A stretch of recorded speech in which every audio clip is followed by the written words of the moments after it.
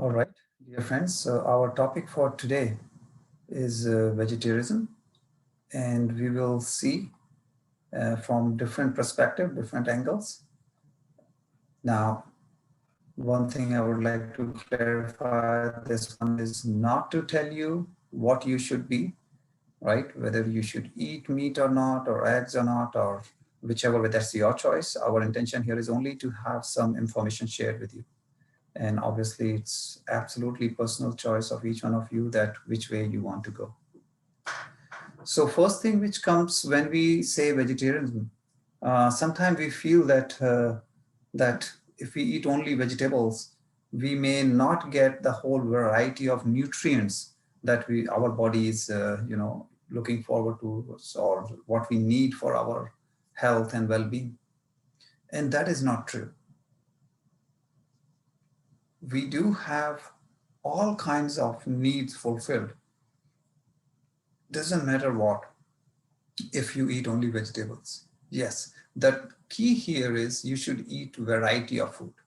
If you're stuck with only say a couple of fruits or vegetables, and then you may feel that I'm lacking certain elements, then that's possible, absolutely.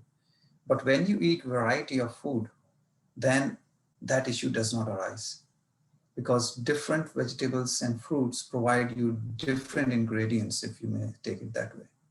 And between these variety of foods that you eat, certainly you get all kinds of different inputs. Now, key thing here is how you cook them, because sometimes our cooking may destroy some of the ingredients, whether it's proteins or something else, enzymes and different things. So it's very important to look from that perspective, and not alone that if I eat only veggies, then it is not enough. That's not completely true. You do get everything. It's not that it is a must that you have to have animal uh, protein to supplement. And of course, if you are having too much fried, if we are cooking it at a very high temperature, so those two things typically destroys the beauty, the power, the ingredients of the vegetables or fruits. So that is one thing we may keep in mind. It has been, you can say, proven by different research, different papers, different technical journals. So you can see that, okay, over the period, we are talking about hundreds of years, that vegetarianism, that population has developed more efficient process, right, to process omega-3s and omega-6 fatty acids. And sometimes we say for omega-3, you have to eat this or that, some eggs, or fish, or some meat. But again, you may eat, but it is not that without that you will not get those ingredients. So there is a lot which has changed over generations or over last couple of 100 years, right? Or you may say thousands of years. Our food habits, different kind of foods, which we'll talk about a little later. But one big difference between, you can say, over thousands of years is originally we human used to eat much more wider variety of food, but now it is little less. So again, if you keep, because people, if they were moving from places to places, then during a day or during over the period, they were eating different varieties. So just keep it in mind if you can ensure the variety. And one important thing is if you eat as per the season, that is the key element, because during the season you get fresh food. And nowadays in supermarkets, you get, variety of foods which is available the year. And when you have that, then obviously you have you have some portion of your food which is not seasonal. That means it is not fresh. So that's what we do. And one aspect of looking it into is from the energy perspective. See, why we eat? We eat to have some energy input. And energy is needed for our body development, for healing. So one way to look at it is what we call the sattvic or tamasic food. It has nothing but just which is a positive energy and what is the negative energy. That's all it means, or take it at least that way. So sattvic means, okay, these are high energy, positive energy, and tamasic means these are negative energy foods. And when you're eating fruit, which is vegetables or fruits, fresh, they are raw, they have much higher energy when they are cooked, depending on the style of cooking. If you are frying and deep cooking and high temperature, of course, you are reducing the energy level. Now, that does not mean that we just go and start eating raw every day and all the foods and vegetables. No, there is always a balance, a mix. You cook food, your vegetables, but keep something which is also raw in your plate. That means you can have fruits, you can have some salad, you can have different, green leafy or carrots, or there are a variety of food, whatever you like. So have a portion of it which is raw, and then portion which is cooked. That is the best way to go for it. The tamasic food means the negative energy food.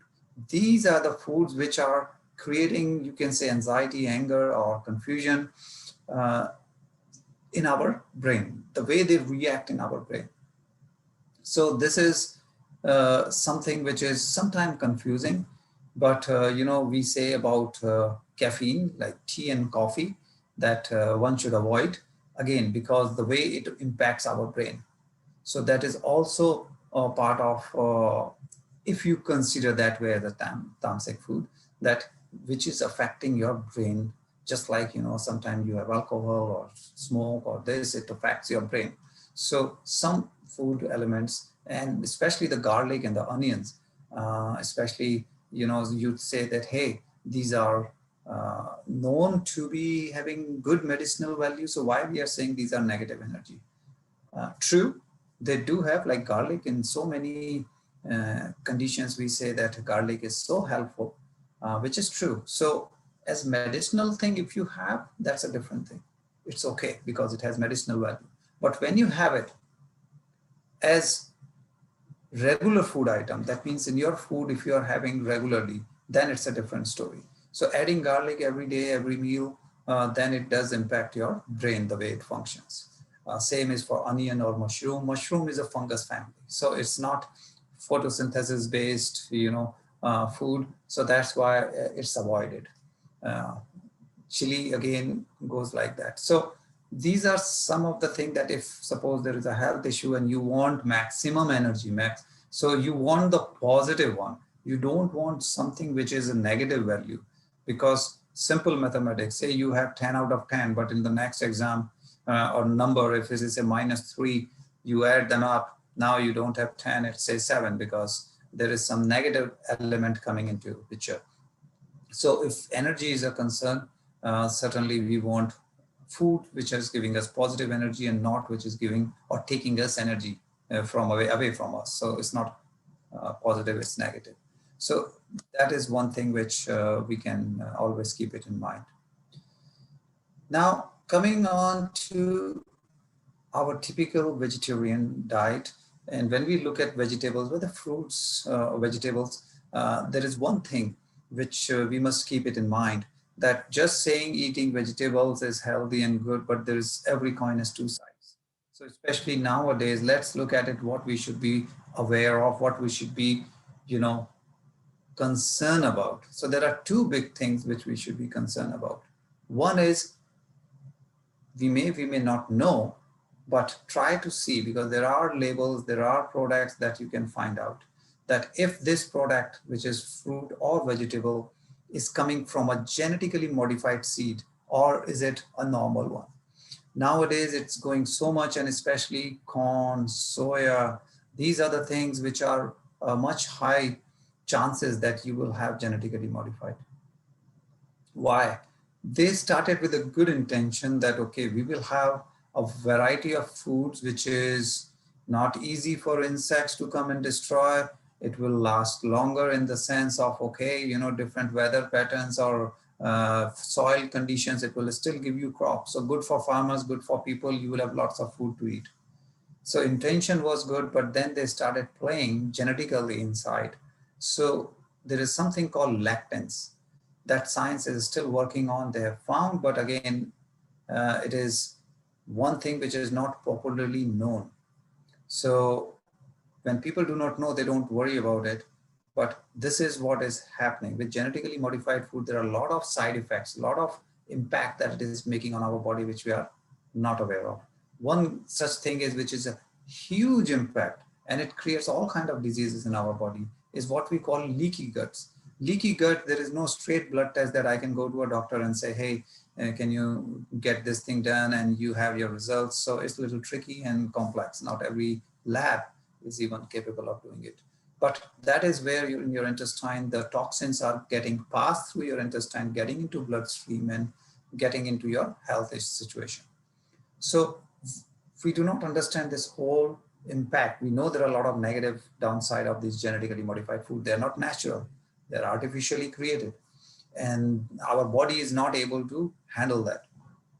So what food, because that's the raw material, the seed is where the plant is, coming from, depending on it. So if it is a natural food, that's excellent. So we say, okay, if we can have some idea where it is coming, or if you're buying a product, look at the label. Some will clearly say non-GMO, and that's what you want. The second element in vegetarianism, we feel good, but then there is a lot of chemicals. So chemicals are sprayed again on different crops, so that obviously they have a higher yield. And when you have higher yield, is good. They got a lot of food and they can sell, get more money, but you have a lot of chemicals on it. So we suggest that, okay, go for organic food. Look for the farm nearby, which is not easy always. And in organic also, there may be different categories of organic food. And you may wonder, is it a gimmick? Is it true organic? So one good example, or just, as an experiment, you can see, if you have an organic apple, you may see some mark in it for like insect bite. And if you are buying, say, new variety of apples, there are genetically modified apples as well, and they will look very shiny. There is no way there will be any insect mark. So if you are growing, is it just because you're killing all the insect in the environment? No. So if even insect is not going and eating that food, or not able to eat that food, you can imagine how much change we are playing here with nature. Or something that is not good even for them, they are getting killed. So our body is not tuned fully to have these changes. It takes thousands and thousands of years for our body to develop that process to adjust to any particular food or styles. So when we talk vegetarianism, these are the two key factors, the chemicals and the GMO. If you can avoid GMO food, fantastic. If you can avoid chemicals by properly cleaning it, washing it, or going organic, that would be great. Now let's look at it, that what the science community, right, they are kind of suggesting. So this is from Texas, USA, and they have two major cancer centers. One is in New York and one is in Texas. So even they are suggesting the plate, which is good for those patients, and you can see majority of it is vegetarians. Right, you have fruits, vegetables, tofu kind of thing, or yes, you do see fish and egg. Again, omega-3 and other items that they are still recommending, but they strongly suggest to go away from red meat or meat in general. But it's not like this is a veggie, but that's what they are promoting now. So now even science has realized the value of vegetables, value, or you can say the energy, the healing powers the vegetables has. So it's not just spiritual side, but it is even the science side also. Now let's see some interesting things. Because the way the world is today, it's very difficult to really know what's what. One thing, some people say that if anything has a barcode, if anything has processing food barcode with a label of ingredients, means a lot of things inside, they want to avoid it. They want something that they cook, they can get either raw or just buy the ingredient and cook themselves. But not everybody can do this. We understand that it's a fast-paced life. So the idea here is to just be aware of certain things. We think we are eating veggie when it comes to cheese, for example, but you have to really see what kind of ingredient it has. And there is one item which is rennet. which is this enzyme, which comes from animal, right? And this, in most of the cheese, you may find this. So you'll have to look at the label. Is it vegetarian friendly, and see for specific ingredient. But if you see this animal enzyme, then you know very well that you think you are a veggie, you don't eat meat, but ingredients does include meat or animal product, right? Now, gelatin or cremine, like, you eat gummy bears, like it's so common for kids to have, or even we as an adult. I mean, sometime if kid is having, and you may have one or two, I mean, uh, it's no big deal. And you think this is just a gummy, what damage can it make to you? And if you're thinking it's all veggie and I don't eat meat, well, there are ingredients which again comes from animal, and they are using this. They're using in marshmallow, candy corn.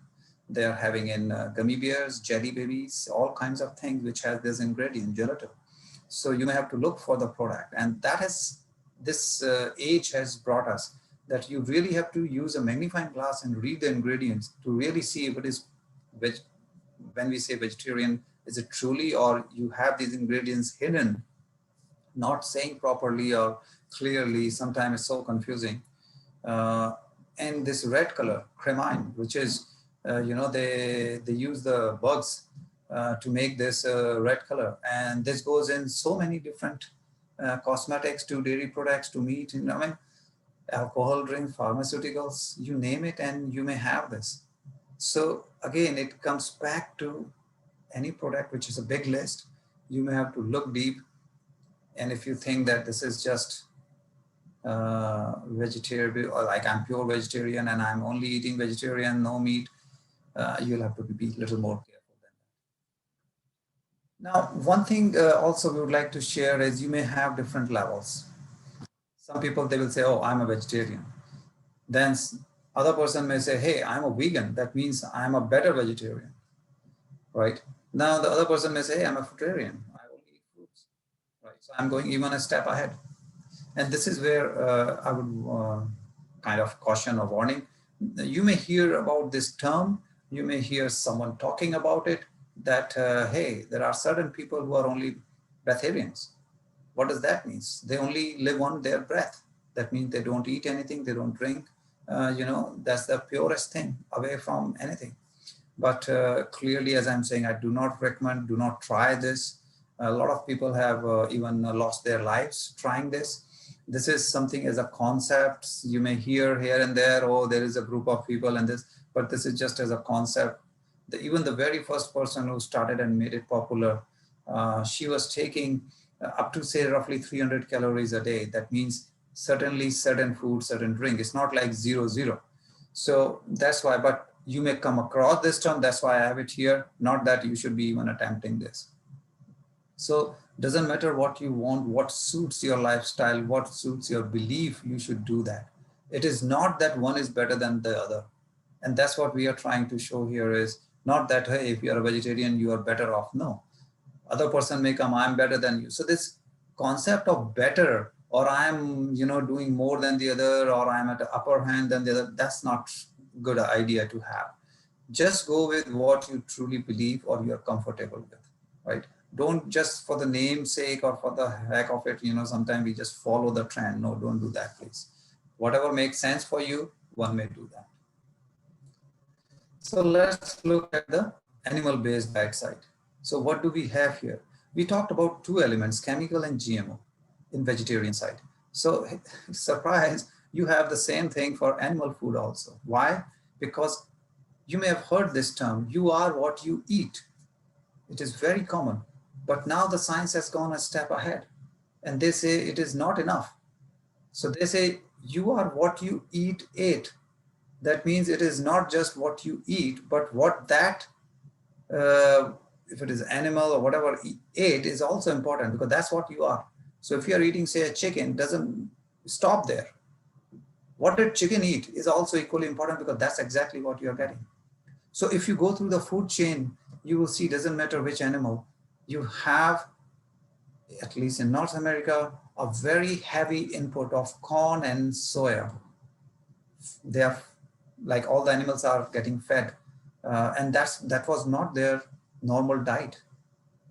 So they never used to be dependent on soya and corn, right? All kinds of antibiotics, which is the next item. But talking of these, and these are genetically modified, most of them. Cheap, high yield.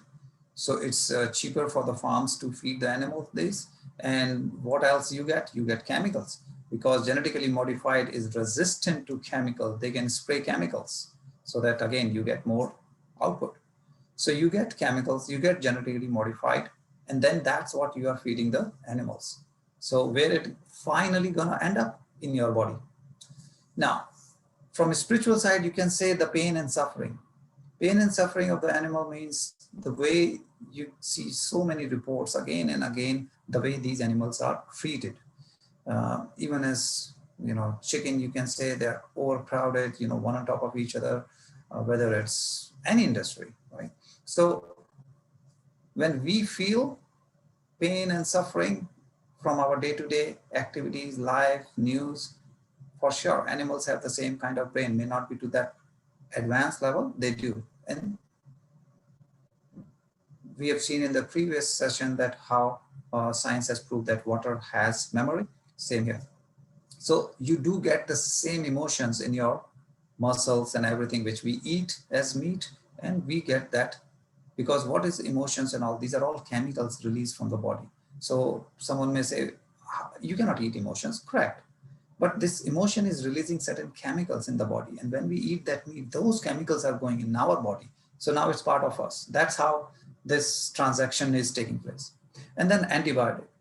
It's so common that if, say, example, if one chicken is sick, they will just give antibiotic to all of them. So heavy dose of antibiotic. And we know that how much our doctors are taking care that, hey, they don't give us antibiotic unless you are really sick. But over there, we don't know what's happening. When we are eating, we are getting all this antibiotic in our body. And obviously the greenhouse. It is a known fact, though media or industry will not talk about it, that people think automotives are causing the greenhouse emission and all, but actually the food industry is causing much higher level than what automotive industry is causing. Why? Because high amount of drinking water, high amount of energy in terms of food. One of the UNO reports says that it's a very high percentage, like between 40 and 50% of the food produced in the world is used as a feeder, for the animal industry. And we say that, hey, we don't have food enough for people and people are dying out of starvation, which is not true. Imagine half of the product is just going to feed these animals. So over a life of that, per kg, when we look at it, it's a tremendously imbalanced system. So we are feeding so much water and food to the animal to grow and to grow fast, obviously antibiotic and all kind of fatty things. So overall, it is causing a lot of greenhouse effect. Now, based on US, because obviously the data is there, that's why it does not mean it is only happening in US, it's world over, but they were looking at the categories of obesity. So in early 90s and all, they had categories that, okay, we will have, white, blue, light blue kind of thing. Then within another 10, 20 years, they said, no, that's not enough, right? We will have to increase because it's increasing. And then in say last 10, 20 years, again, they said, no, we have to increase the categories and everything. And now the map of whole US is becoming red. Why? Every state has a very high majority of obese people. So where is it coming from? So if you see the same trend over the years, you can see, the dairy industry or, including say your pork, beef and butter eggs, you can see the omega-6 percentage, how it has increased in the 40 years. So 6 times, 10 times, up to 20 times in the egg. And omega-6 to omega-3 ratio increasing means omega-6 increasing, which is not good for us. And then we wonder why we are obese and all, right? And McDonald's, if you really see the trend, especially in Japan, when they compare different countries, they said, okay, US is stable, India is where it is, Asian, but when they look at Japan, that why the rate has increased over the years.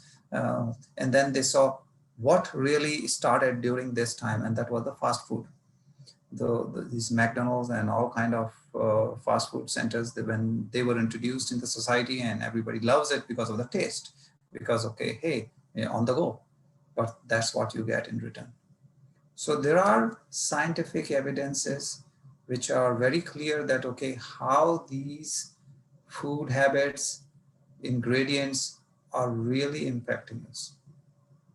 So it's not a question of you eat meat or you eat vegetable, which one is better. No, it's totally a choice. But yes, one thing we have to keep in mind, you eat what you are what you eat and what you eat it. So can you really control? So if you have a farm where you have a free run chicken, or you are sure that, okay, these are well kept animals, that's a totally different meat than the commercially available meat. But commercially available meat is more than 90%. So what are you gonna eat?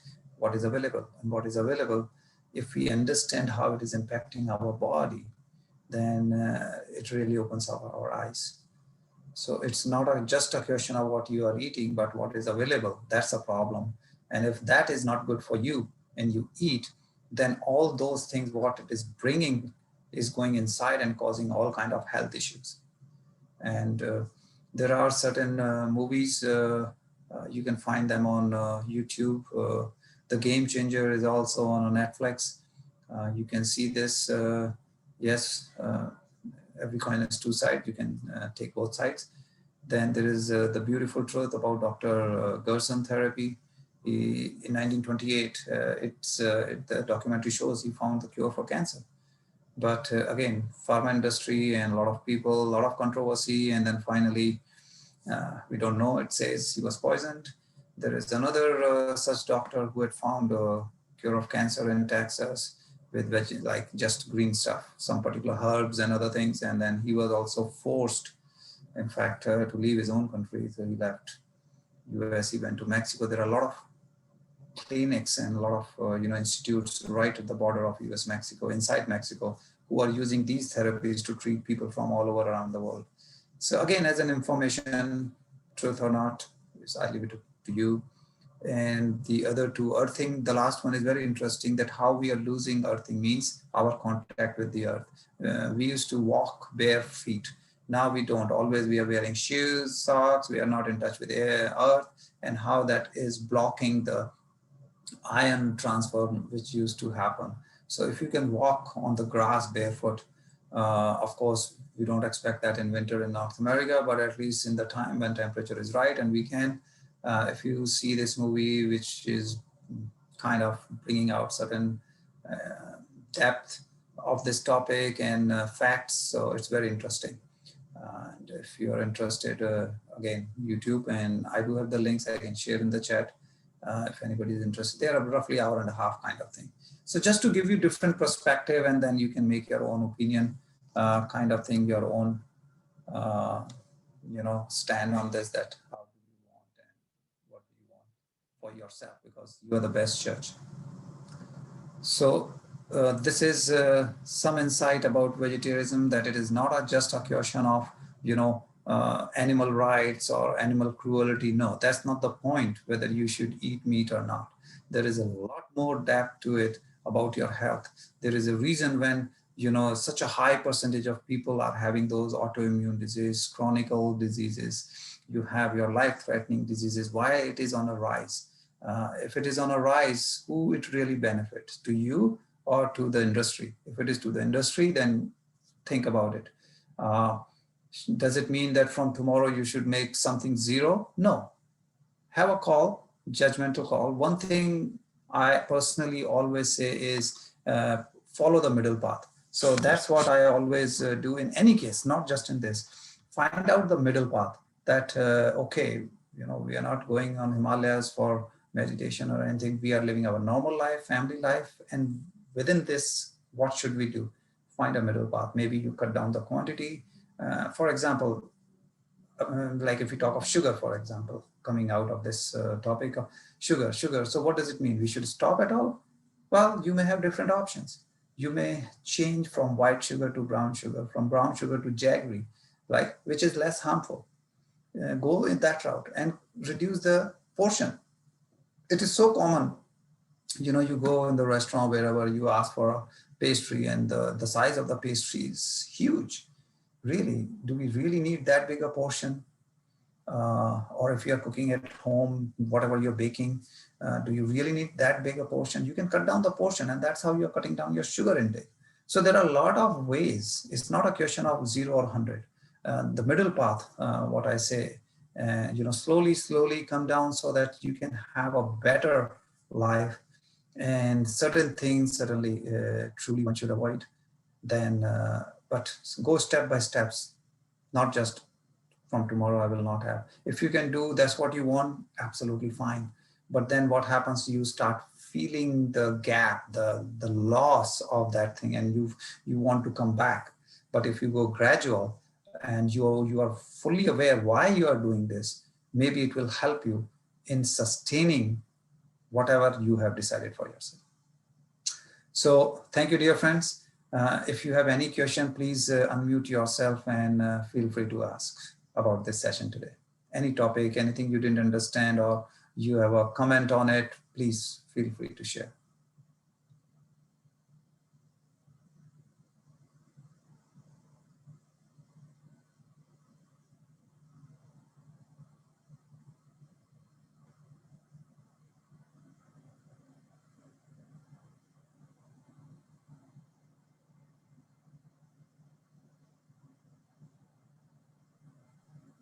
Thanks, Gaurav. It's a wonderful session, and I must say that it's always we are learning every time whenever we hear you guys. And today I am very much amazed with that apple bite, insect bite on apples and all. I really I really like the things that if insects are not eating the fruits, then why we are eating those? So that's so wonderful to hear all those things, and it's always enhance our knowledge every session. It's so wonderful every time. Thank you. I must appreciate the time you spent for us and enhance our knowledge, and as well as doing good for us. Like we all do meditation, although I can't do all the during the every week, but I try and attend the Sunday sessions, and it's wonderful. Thank you very much, Manish. And just to add one more example to that, because we are in North America, like you can compare the strawberries from California to, say, Ontario.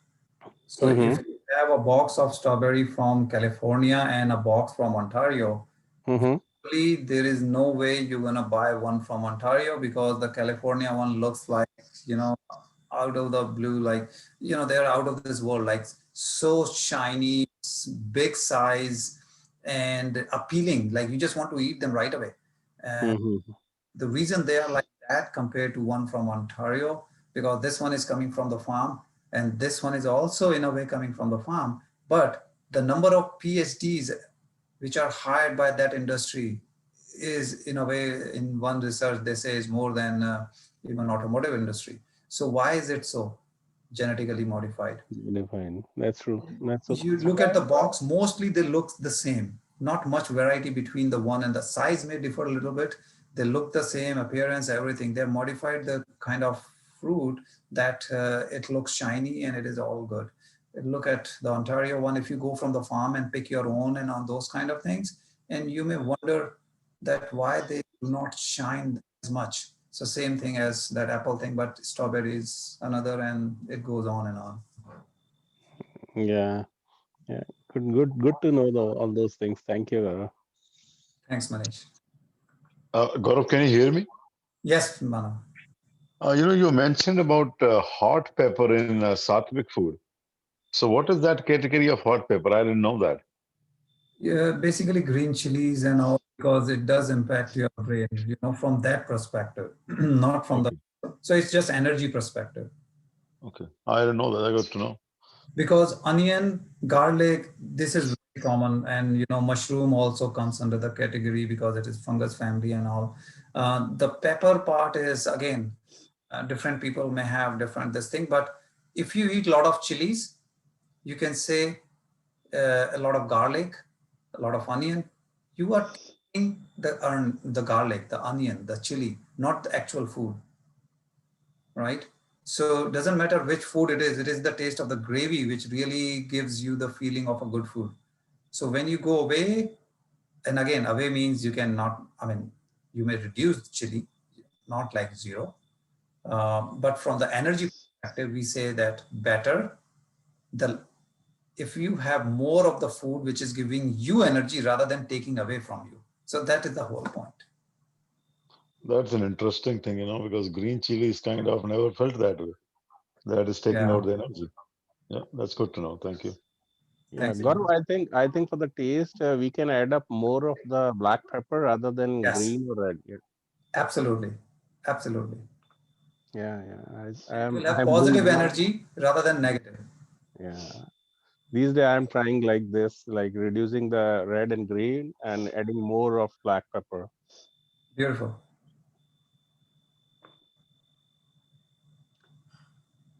Hi Gaurav Devendra here नमस्कार aunty, कैसे हैं? नमस्कार बड़े हैं आज बहुत अच्छा था आपका लेक्चर मैंने बहुत एंजॉय किया हर चीज समझ आई बड़ी अच्छी तरह से thank you lot Thanks for the feedback, auntie. Thank you for joining. Okay